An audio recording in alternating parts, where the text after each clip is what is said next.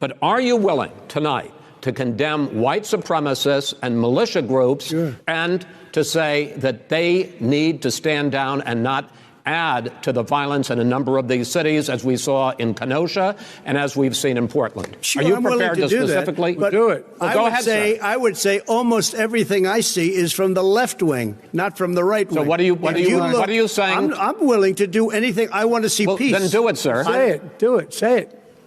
Do you want to call them? What do you want to call them? Give me a name. Give me a white name. Supremacists and white like me to condemn? White supremacists and right Proud Boys. Stand back and stand by. This was said by Donald Trump at the presidential debate held on Tuesday, September 29, 2020, after being given a softball question by moderator Chris Wallace of Fox News.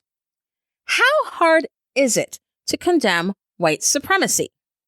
Given Trump's track record, perhaps this was a bit too difficult a task.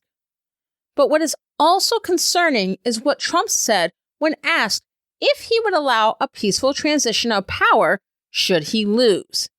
Will you urge your supporters to stay calm during this extended period, not to engage in any civil unrest? And will you pledge tonight that you will not declare victory until the election has been independently certified? President Trump, you go first. I'm urging my supporters to go into the polls and watch very carefully, because that's what has to happen. I am urging them to do it. As you know, today there was a big problem. In Philadelphia, they went in to watch. They were called poll watchers, a very safe, very nice thing.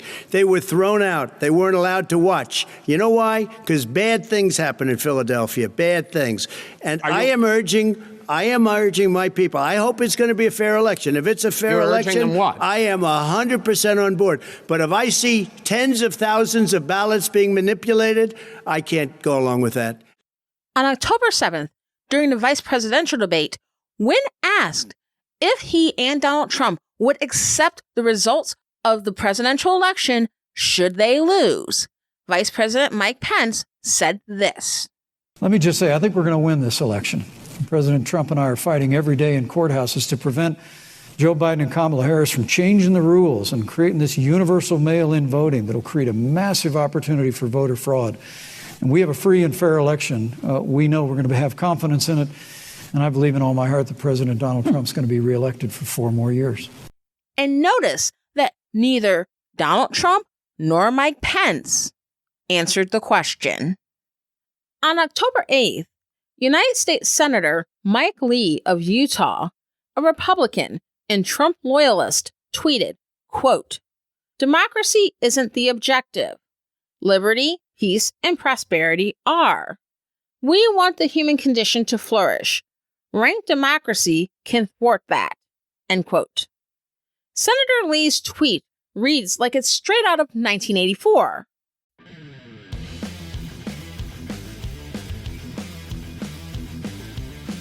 On the same day, the Detroit News reported the arrest of 6 men accused by the Federal Bureau of Investigation of orchestrating a plot to kidnap Michigan Governor Gretchen Whitmer.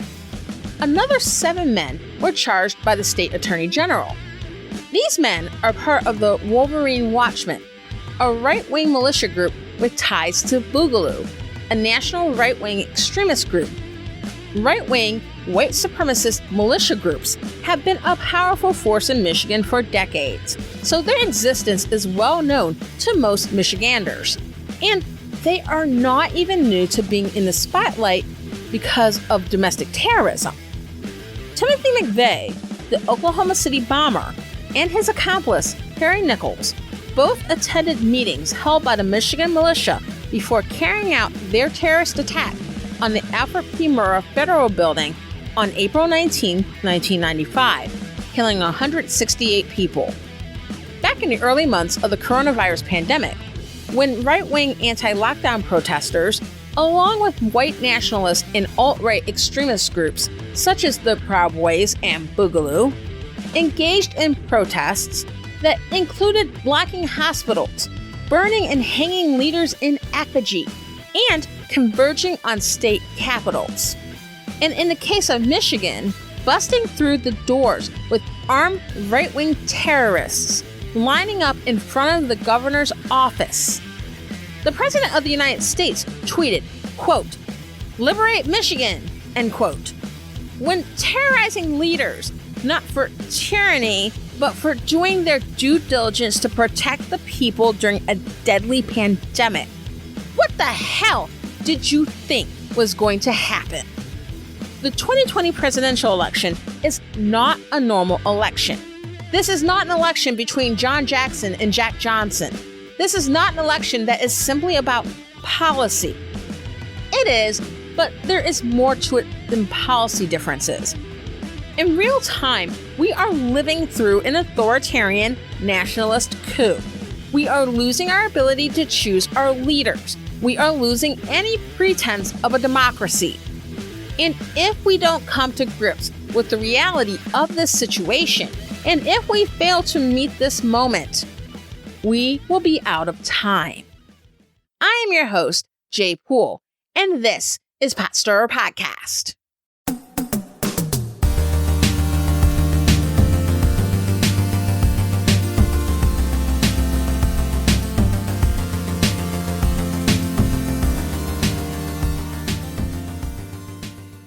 Welcome to Pot Stirrer Podcast, where politics, religion, and history collide, and it's not always polite. A lot has been happening over the past few weeks that should leave us truly concerned for the fate of our democratic republic. Early voting is already happening in a number of states, and there are reports in places like Virginia of Trump supporters attempting to block early voting locations.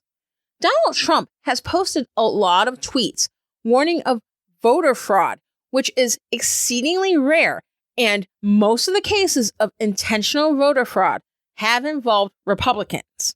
But at the same time, Trump is sending absentee ballot applications to his supporters and has told his supporters in states such as North Carolina to vote twice. States run by the GOP have been working to invalidate registrations and ballots. Several states have voting machines connected to the internet, which can leave them open to vote manipulation by either foreign or domestic bad actors. And then there are a few stories I'm going to get into in a little more depth. Let's start with this. No justice for Breonna Taylor. A Kentucky grand jury failed to indict the police officers responsible for mowing an innocent woman down dead in her own home during an incident back in March. The only charge that will proceed against Louisville police is a wanton endangerment charge stemming from bullets flying into other apartment units. And there are currently allegations being made by two of the grand jurors that Kentucky's Attorney General, Daniel Cameron, has mischaracterized the state's presentation of their case to the grand jury, as well as its finding that the officers were justified in their actions, and that the grand jury was used as a shield to deflect responsibility from the unwillingness of the Commonwealth Attorney General to press charges against the officers. It's also important to note that Cameron did not recommend murder charges against the officers involved in the killing of Breonna Taylor, and has publicly deflected responsibility by saying of the grand jury, quote, "They're an independent body. If they wanted to make an assessment about different charges, they could have done that," end quote. In addition, he has filed a motion in court seeking to keep grand jurors from speaking out about their allegations publicly. Meanwhile, as Louisville and other cities and towns across the country are protesting the lack of justice in these cases where Black men and women are murdered in cold blood by the police state, the Trump regime is doing all it can to stifle the First Amendment rights of these protesters who are attending protests that are mostly peaceful and where, generally speaking, if there is any violence at these protests, it's generally instigated by riot police, federal agents, and mercenaries, as well as other bad actors, rather than the protesters themselves. Shades of 1968. U.S. Attorney General Bill Barr threatening to go after protesters, regardless of whether they are peaceful or violent. Donald Trump seeking to defund cities allowing protesting. You heard that right. defunding cities that follow the U.S. Constitution. And while Donald Trump is seeking to snuff out protests that seek to gain justice for Black Americans, he wants to end resistance to white supremacy by targeting the next generation. On the heels of the ban the regime has placed on racial sensitivity training for federal contractors, Donald Trump is seeking to ban critical race theory and punish schools that are teaching it, replacing it with patriotic teaching in the public classroom. What is critical race theory? To summarize, critical race theory is an academic approach to history in the social sciences that frames events of the past and present and the way our society is structured within the context of race, law, political, and social power. Critical race theory is within the umbrella of critical theory, which posits that social problems are rooted more in social structures and culture than individual failings. When Donald Trump attacks critical race theory, he is attacking the fact that racism in this country is fueled more by systemic and structural bias than individual deficiencies.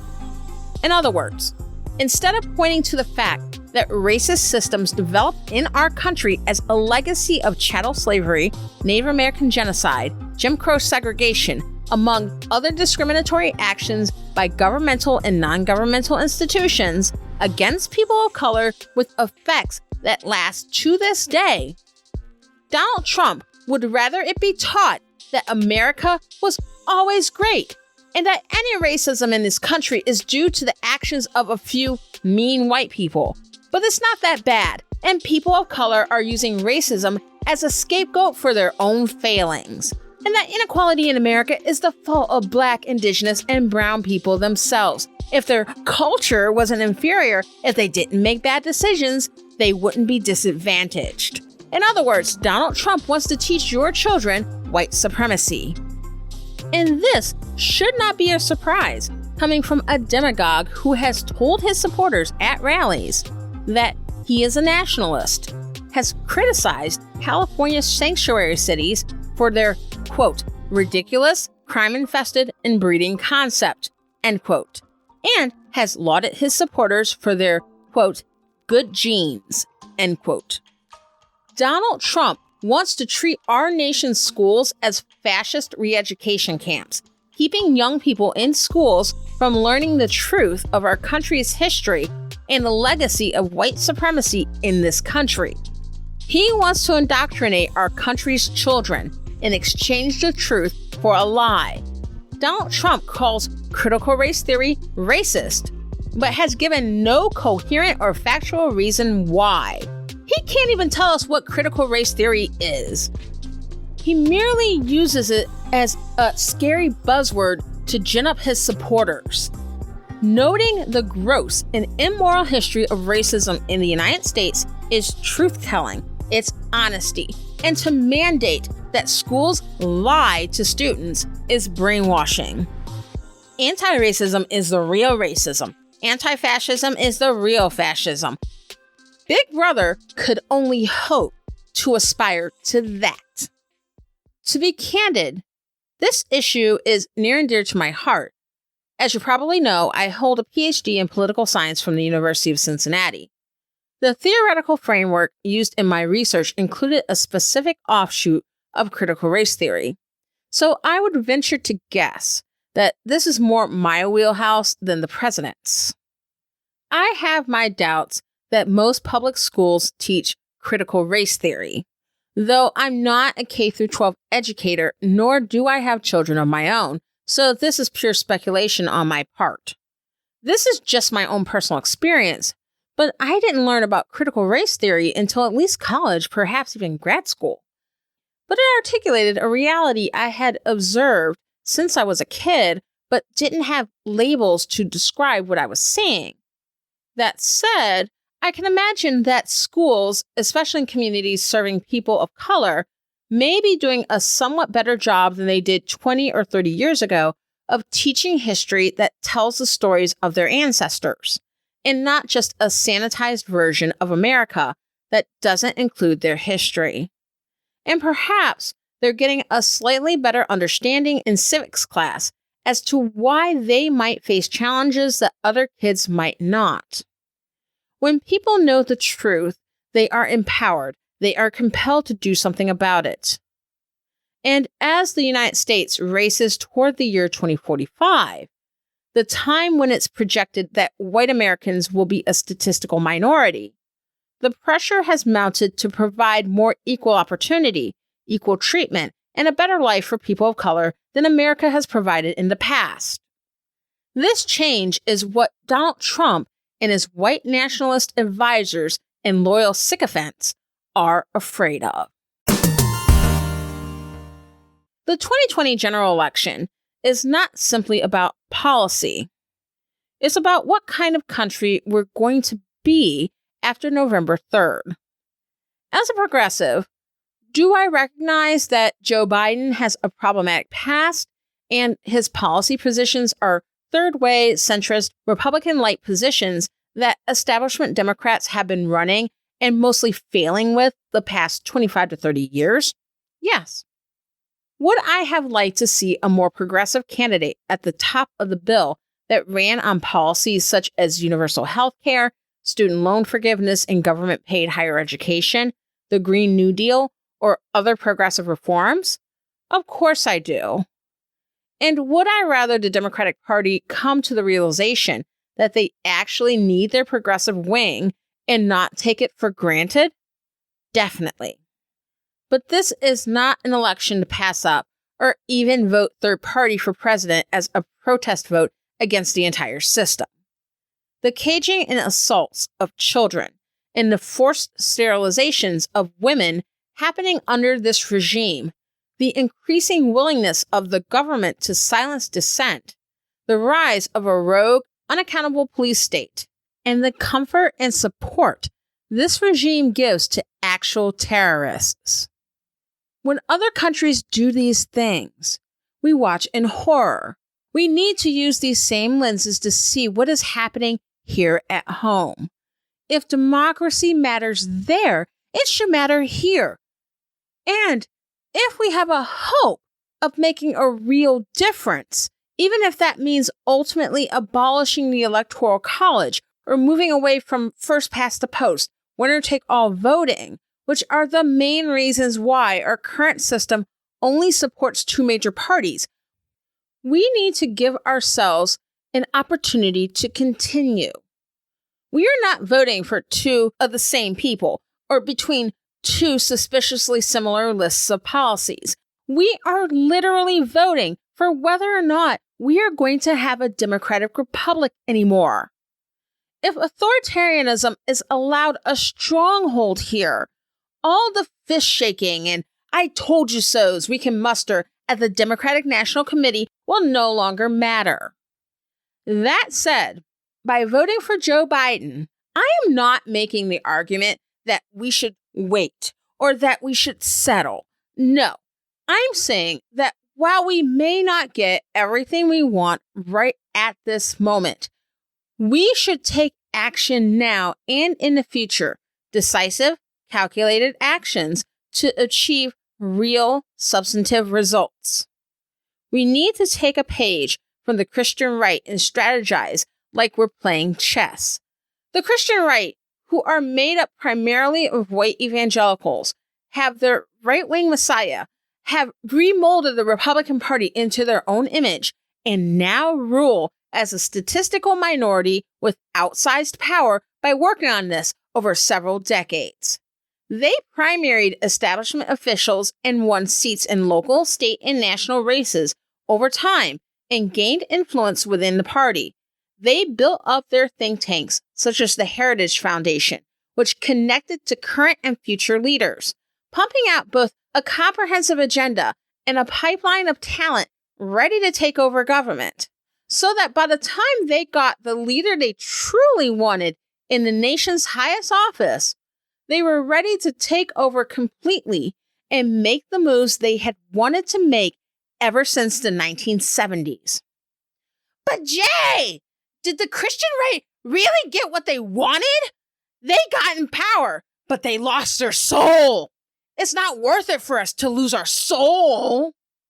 I get the argument. I really do. But that presupposes that the Christian right had a soul to begin with. I think that many conservative evangelical Christians, including those who voted Republican confidently prior to 2016, truly struggle with the direction their leadership is telling them to move in politically, and have fundamental issues with aligning with Donald Trump. But those are not the people I'm talking about. I'm mainly talking about evangelical leadership. That includes the most influential clergy, the televangelists, the megachurch pastors, the big money authors, the heads of denominations and church networks, the institutional leaders, the elders and deacons and board members, the big money contributors. And for that group, on the whole, this was never really about Christ. It was about absolute power. The Christian right's origins in the United States were never rooted in this sincere desire to save the unborn by ending abortion, or even in other hot-button issues like same-sex marriage. Prior to the mid-1950s, racial segregation of public schools was legal. This was the case in the South, as well as in some states west of the Mississippi River that we don't think of as southern states, such as California and Kansas. In states and localities with segregated schools, white students were educated at different schools than children of color, usually Black Americans, but Native Americans, Asian Americans, and Latino students were often separately educated from white students as well. And speaking of Kansas, Topeka, Kansas was the setting of the landmark Brown versus Board of Education case in 1954. In that case, the U.S. Supreme Court ruled that racially separate schools were inherently unequal. But a companion ruling in 1955 meant that desegregation was not immediate across the country. It rolled out slowly over a number of years with a lot of resistance. De jure segregation, or segregation by law, of public schools ended completely in the early 1970s.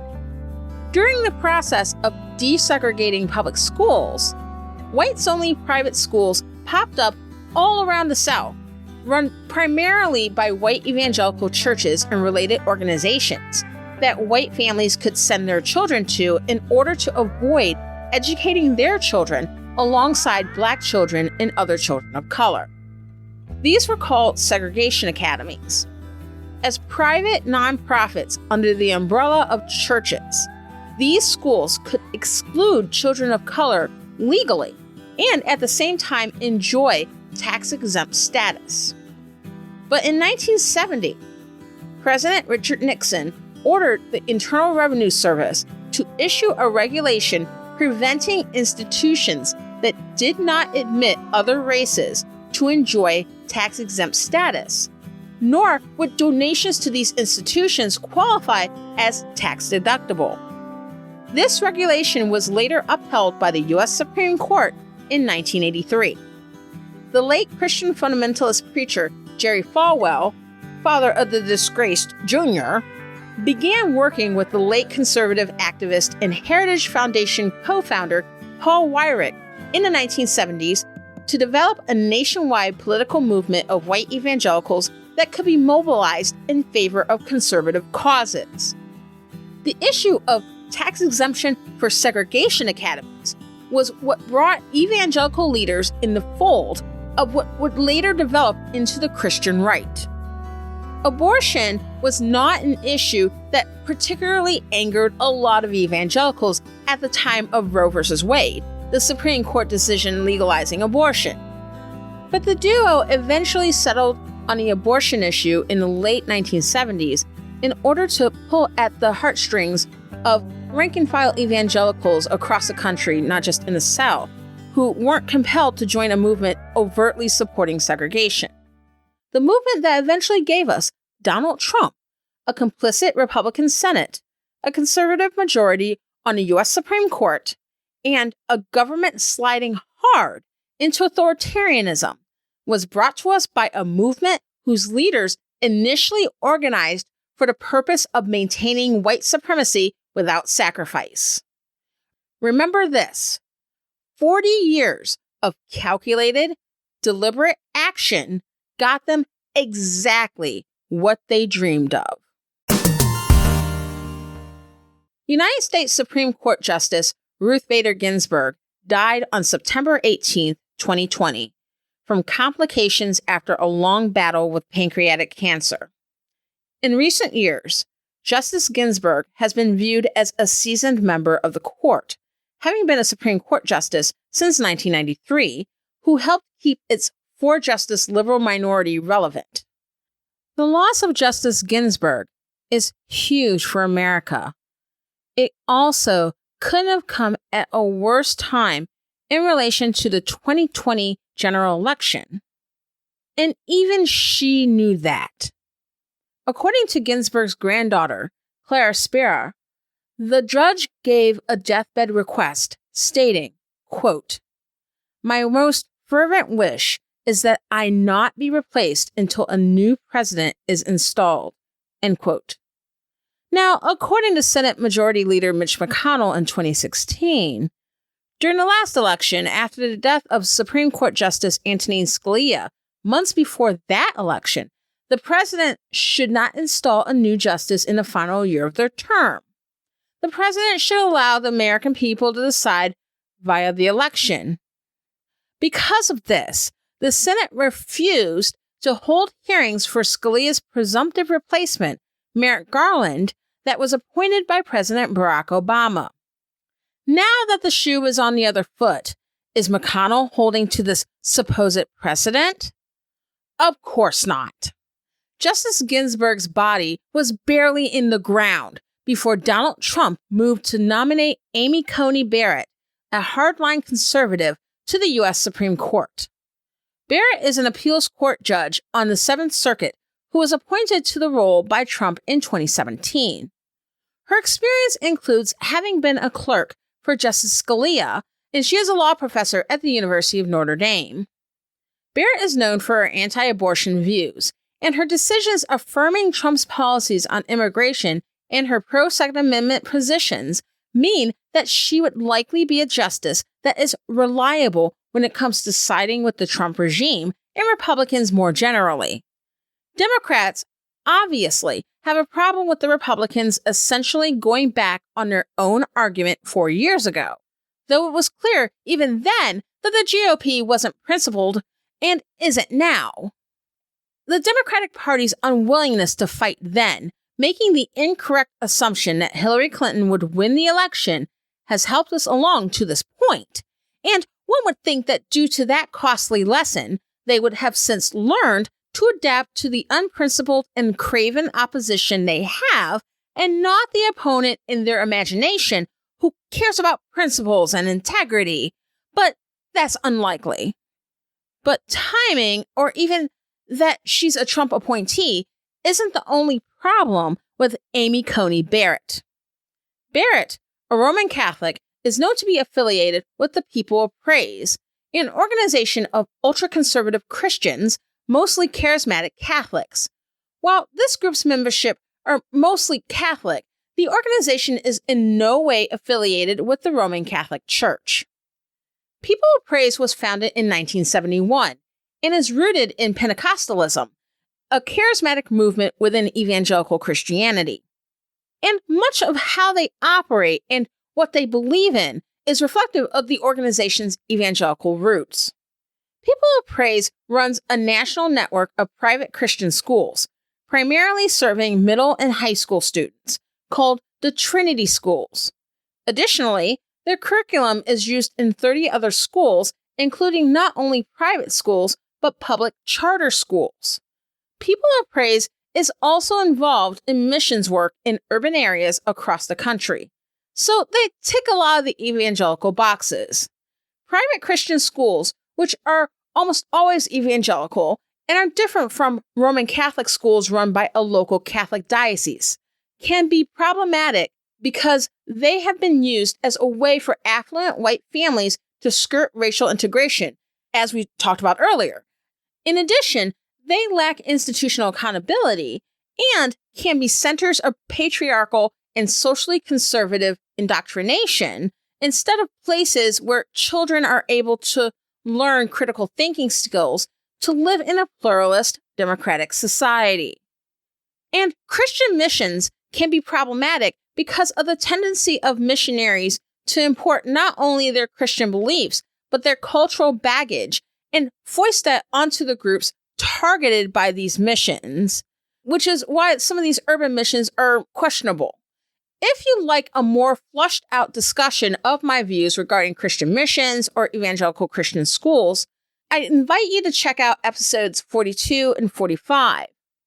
Now, people of praise, like many conservative evangelical groups, hold anti-LGBTQ plus views and view marriage as only between a man and a woman.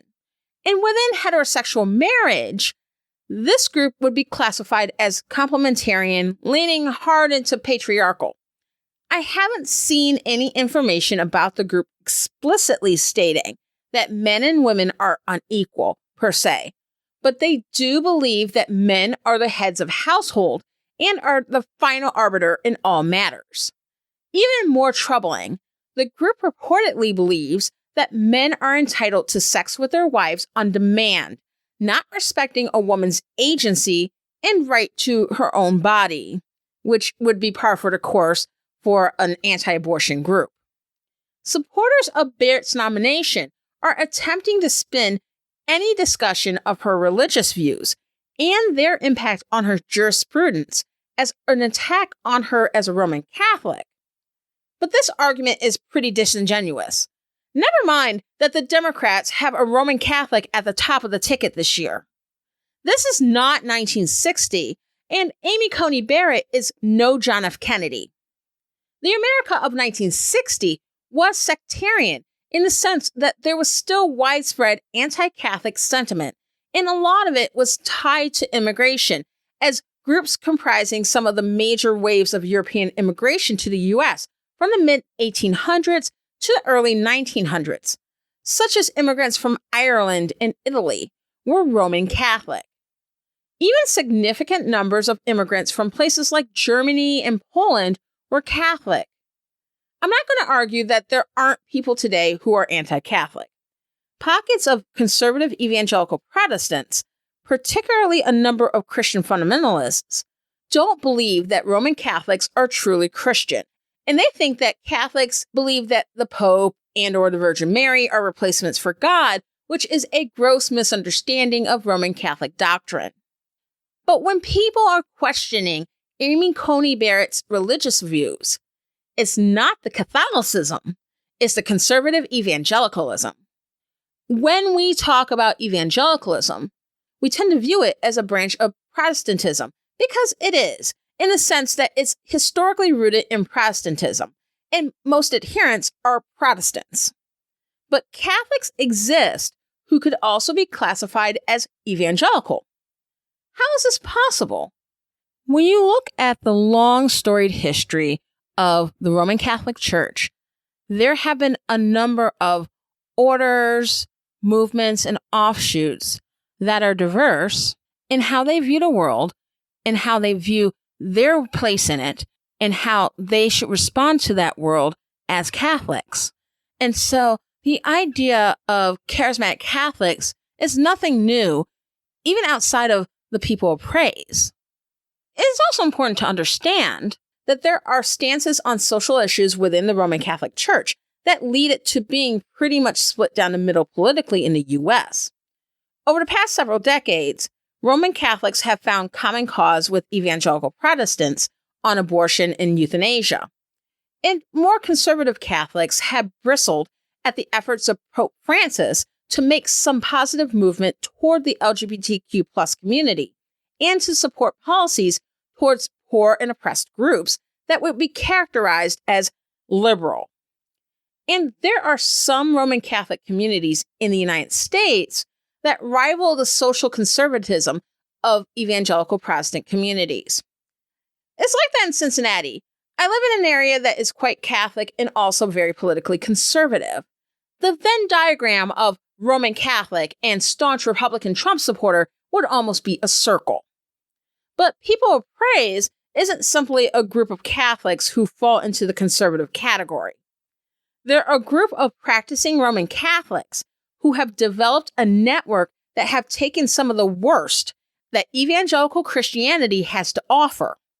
And because evangelicalism has been increasingly willing to not only engage the public sphere, but also willing to reject pluralism and reject free and fair representative democracy in favor of remaking government in its own Christian dominionist image, to the detriment of those they consider outsiders.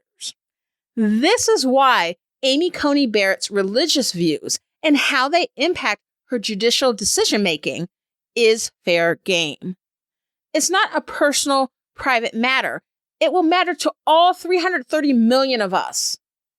Now, in the Republicans' haste to nominate Amy Coney Barrett, they chose to throw caution to the wind during a pandemic that has claimed the lives of 214,000 Americans and counting, or over 70 September 11ths, and hosted an event at the White House announcing the nomination. While the September event was outside, most did not wear masks, and there was no social distancing. Barrett, for her part, had been recovering from a bout of COVID-19 that she contracted over the summer, and she may have been shedding the virus, but there's no way to know for sure if she was patient zero. But what we do know is that event is now being viewed by experts as a superspreader event, and several people who attended the event subsequently tested positive for the novel coronavirus.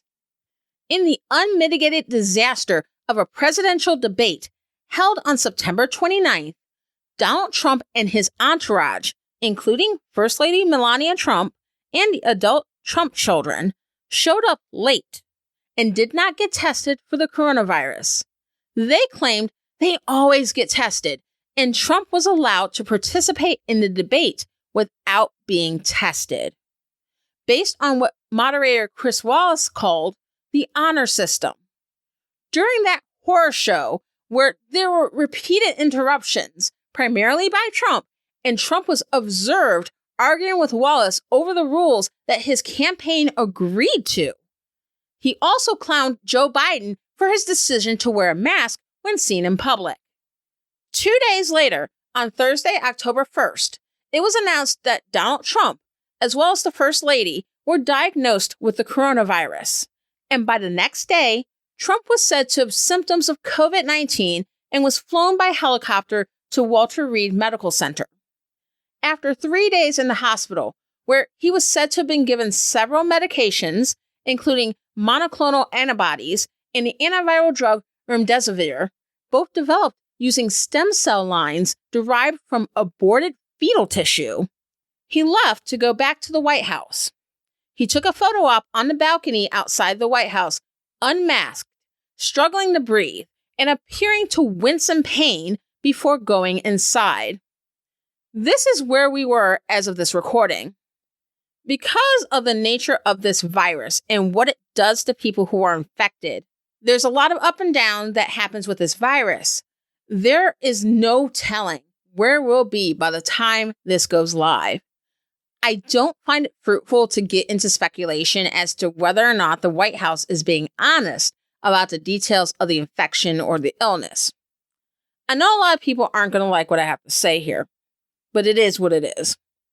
Donald Trump's actions in actively pushing measures that make America significantly worse for a lot of people, family separations, kids in cages, giving comfort to white supremacists and right-wing domestic terrorists, his unmitigated support for an unaccountable police state, the use of government agencies and federal contractors, mercenaries, to stifle organized public dissent, and his downplaying and politicizing of COVID-19. His actions have led to a great deal of suffering, trauma, injury, and death. We should not be so quick to forget the lives of those he has adversely affected and the lives that have been lost by his actions and inaction simply because he is now ill from a disease whose seriousness he called a Democratic hoax just several months ago. I refuse to do that. We remember the victims of oppressive foreign regimes, and we should hold to the same standard here. And for that reason, I'm going to engage in my personal policy in regards to these kinds of issues. Health, life and death, stuff like that. If I can't say anything nice, I won't say anything at all, so I won't. I'm also not going to go much further into the medical speculation. We're not going to get the full truth. And legally speaking, beyond his COVID-19 diagnosis, which is a public health issue, Donald Trump has a right to privacy as it relates to his health. I'm not a physician, and therefore the medical details of his treatment are outside my sphere of expertise. I'll let the experts be experts and get into that. But here's what I do want to talk about in relation to this. I'm going to talk about the things I know about and stick to politics. We're going into a crucial election, and as I mentioned earlier, we're beyond policy for policy's sake. We're talking about democracy itself. On the ballot is an accelerated march into authoritarianism versus a reprieve that may at least allow us a little more time to get this great experiment right, or even at some point a revolution into a country that lifts up its people regardless of where our ancestors came from, where we live, what we believe, who we love, anything that makes us different, and allows us all the opportunity to reach our potential and contribute. But what we need to understand is that on top of the ticket in both major parties are men in their 70s who are in the age group particularly vulnerable to COVID-19.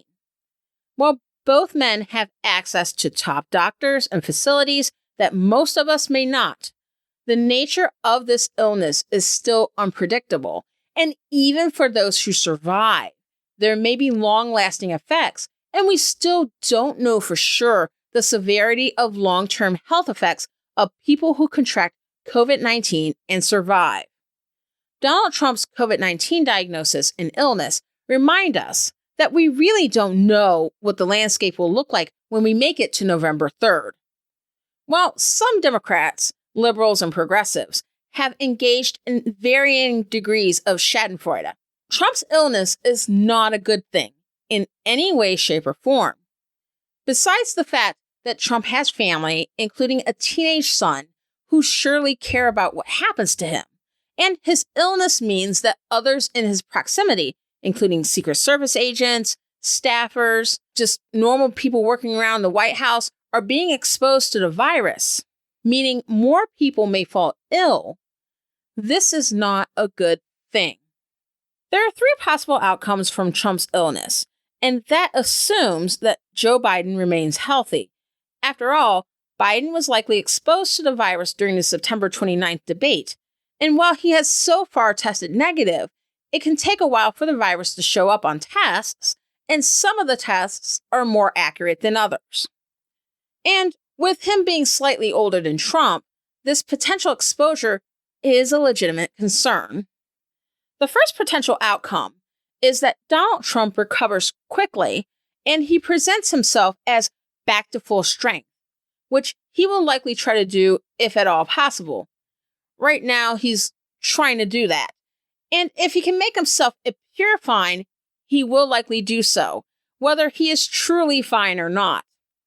Even during the course of this illness, even when he seemed to be in the worst of it, he had not shown any regard for the lives of others, and he has knowingly exposed people in his quest to exalt himself, such as his photo ops and video at Walter Reed. You don't think he set up all that camera equipment by himself, do you? And the ride he took to wave to his supporters outside the hospital, endangering the lives of the Secret Service agents in the car with them. So the hope some liberals have that Trump's illness will make him empathetic to Americans who have suffered from COVID-19, yeah, that's probably not going to happen. What is more likely to happen in this scenario is that Trump will use his quick apparent recovery as proof that COVID-19 isn't so bad. It's like a flu or a cold, that those who died would have died anyway. So it is what it is, and he was right all along. This could galvanize his supporters, even those who might have been wavering, and they may redouble their efforts to get him reelected. The second potential outcome is that Donald Trump takes weeks, maybe even longer to recover.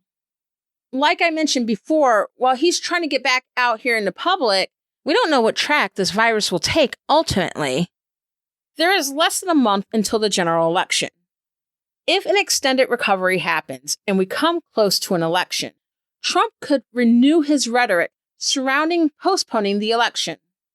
Instead of leaning on his lies aimed at undermining public confidence in vote by mail during a major pandemic, or even in addition to that, he may use this illness to push for a postponement of the election. While Election Day and the process surrounding presidential succession is hardwired into the U.S. Constitution, it should be clear to all of us at this point that the Constitution is only as powerful as the leadership in charge of abiding by it. If our government's leaders choose to ignore the Constitution, which they have for quite a while now, there is nothing in place to force the government to comply. So in the case of a protracted illness, Trump may be more likely to garner support in Congress for the postponement of the general election, perhaps indefinitely. Dictator Don might be closer than we think. Then there's the third potential outcome. Due to COVID-19, or complications thereof, the president doesn't make it to November 3rd. While Donald Trump is high risk due to his age and obesity, he is still more likely than not to survive it. But in the small percentage chance he doesn't, those who have been hoping for Trump's demise should probably stop now. Let's rewind to the early 1960s. John F. Kennedy was, for all intents and purposes, a middling president. Many Americans were excited for a young, apparently vigorous, photogenic president from New England with a very pretty family, and they were willing to overlook his Catholicism, which, as I mentioned earlier, was a major point of religious discrimination at the time, to vote him in. But in his time in office, adverse foreign policy events, such as the failed Bay of Pigs invasion of Cuba and the Cuban Missile Crisis, cast his effectiveness in doubt. His vice president, Lyndon B. Johnson, was a Southern Democrat from Texas who had been placed on a ticket to obtain votes from conservative Southerners, as well as due to his connections in Congress developed from years in the legislature. Basically, the appeal and attributes that Kennedy, as a Northern centrist, lacked. On November 2nd, 1963, just under a year before the 1964 general election, President John F. Kennedy is assassinated. Vice President Johnson is sworn in and becomes President Johnson and finishes out Kennedy's term. And during this term, lobbies to push through the 1964 Civil Rights Act on the strength of Kennedy's memory, despite that Kennedy was less aggressive on civil rights while alive. It's hard to know if that's because his relative passivity on civil rights was a reflection of his genuine views, or if he didn't have the support or enough time before his assassination to make it happen. Nevertheless, Johnson used Kennedy's memory to get things done, and it helped him get elected in 1964 to the presidency in his own right. Let's fast forward to today. If Trump doesn't make it to November 3rd, we will have President Mike Pence going into Election Day. Unlike Trump, Pence has shown the ability to behave in a calm manner. This is even with his short but gross history of disastrous policies of his own as governor of Indiana, such as his choice to actively make an HIV outbreak in Indiana worse, and his refusal to provide needed funding to clean up the East Chicago environmental disaster.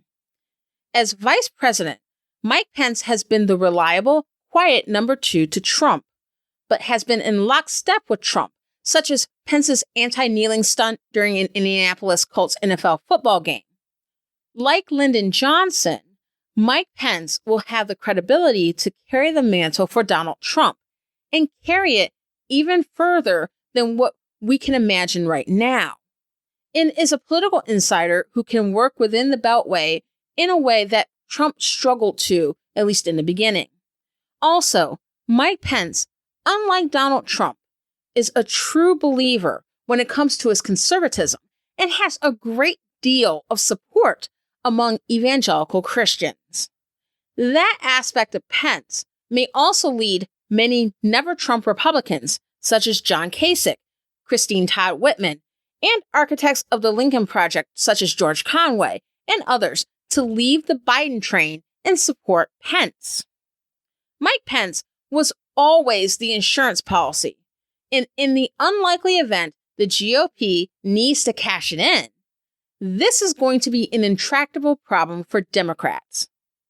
The DNC's bet on never-Trump Republicans will backfire, and even as Pence continues Trump-era policies that harm and kill many Americans, the Democrats won't have the leverage to make their opposition count. It's one thing to oppose someone who regularly behaves without decorum.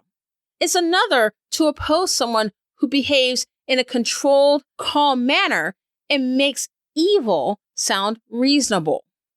It'll be a lot easier than it is right now to characterize Democrats as unhinged. A President Mike Pence will be a nightmare for Democrats, and because he is just as anti-democratic as Trump, but more dogmatic, this scenario will only accelerate our slide into authoritarianism. So here's what I want to see. I want to see a Donald Trump that will live to see his defeat November 3rd, 2020. But make no mistake, even if Joe Biden wins this election, the nightmare is not over. This just means we have bought ourselves just a little more time. Don't waste it. We've got work to do. If you're registered to vote, make sure you vote. Go to vote.org, which is informative and nonpartisan, to learn more. There will be one more episode out before the election, so stay tuned for that. I'm also going to make a small announcement on that episode as well, so you'll definitely want to listen. Thank you very much for listening to Pot Stirrer Podcast. If you enjoyed the episode, subscribe for free on Apple Podcasts, Spotify, Amazon Music, or your favorite podcast app. Go to potstirrerpodcast.com/download and you'll see the links. Subscribing gets you new episodes once they come out, so you don't have to keep checking to see when a new one will drop. If you enjoy the podcast, please give it 5 stars and leave a review. And Twitter is the place to be, so follow me there at PotStirrerCast. I'm Jaye Poole. Let's fight for America's future because freedom is not free.